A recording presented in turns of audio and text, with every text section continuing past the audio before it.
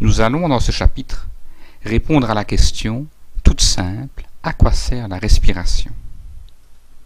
Pour toi, la respiration, c'est une alternance, une suite d'inspiration, période durant laquelle l'air rentre dans les poumons, suivie d'une expiration, période durant laquelle l'air sort du poumon. Sache que lorsque tu cours, c'est grâce à la force de tes muscles. Sache que tes muscles sont composés de cellules musculaires et que chacune de tes cellules musculaires se contracte pour que tu puisses gagner ton match, pour que tu puisses courir vite et longtemps. Pour avoir l'énergie qui leur permette de se contracter, chaque cellule musculaire doit fournir, doit créer une source d'énergie.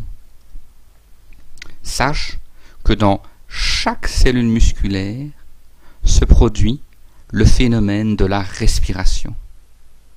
En fait, dans tes cellules musculaires, le sang apporte un sucre, le glucose, qui est une source d'énergie. Il apporte en même temps l'oxygène. Le glucose, en réagissant avec l'oxygène, O2, va en quelque sorte brûler et fournir de l'énergie. Cette énergie sera utilisée par les cellules musculaires pour se contracter.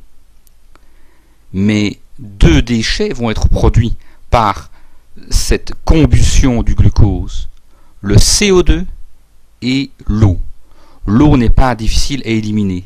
Le CO2, lui, ne doit pas s'accumuler dans les muscles, sinon le muscle, les cellules musculaires ne pourront plus fonctionner correctement. La respiration au sein de chaque cellule, c'est donc la combustion du glucose à un sucre par l'oxygène qui donne de l'énergie, mais également un déchet difficile à éliminer, le CO2. Que se passe-t-il lorsque tu inspires de l'air, lorsque l'air rentre dans ton poumon? Eh bien, l'oxygène de l'air rentre également dans ton poumon. Dans ton poumon, il passe dans la trachée, les bronches, les bronchioles, et arrive dans des grands sacs qu'on appelle les alvéoles.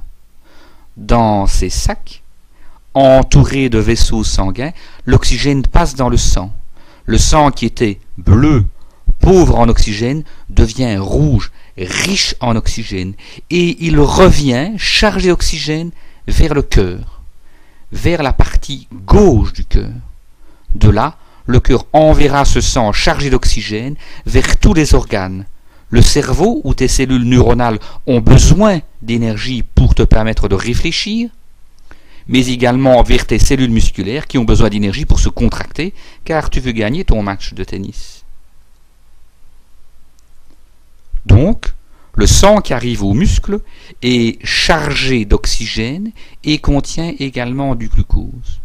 Ce glucose va être en quelque sorte brûlé par l'oxygène, ce qui produira de l'énergie nécessaire au fonctionnement de ces cellules musculaires et de toutes les cellules de ton organisme, mais également un déchet qui doit être absolument éliminé, le CO2.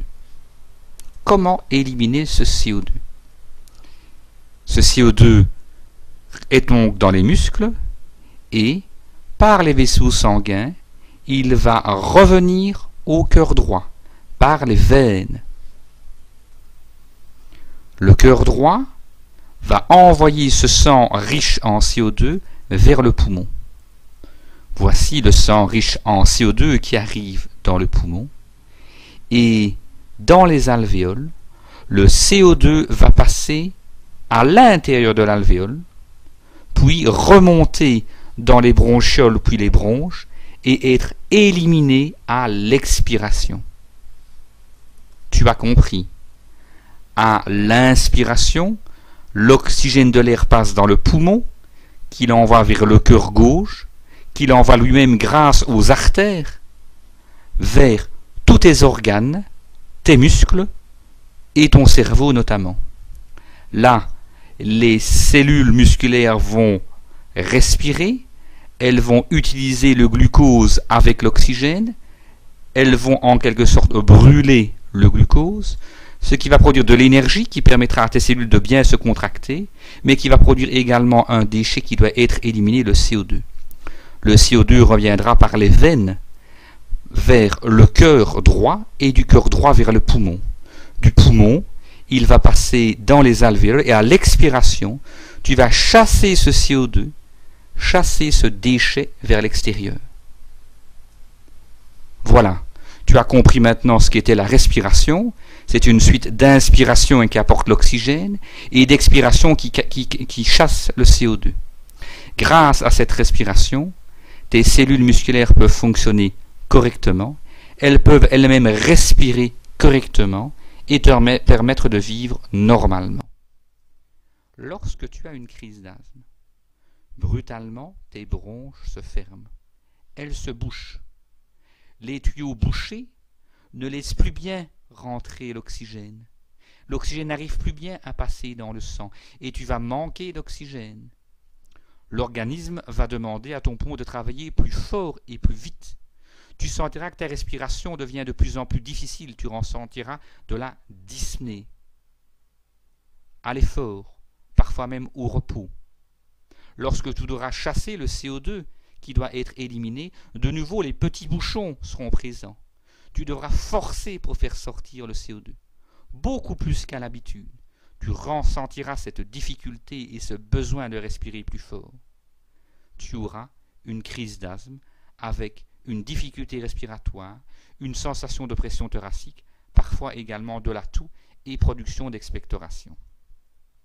Nous allons apprendre dans les chapitres qui suivent comment traiter la crise d'asthme, comment lever ces bouchons et permettre à ton système respiratoire d'alterner sans effort l'inspiration qui apporte l'oxygène et l'expiration qui chasse le CO2. Dans les chapitres qui suivent, nous t'apprendrons comment maîtriser ta crise d'asthme et comment éviter qu'elle ne récidive.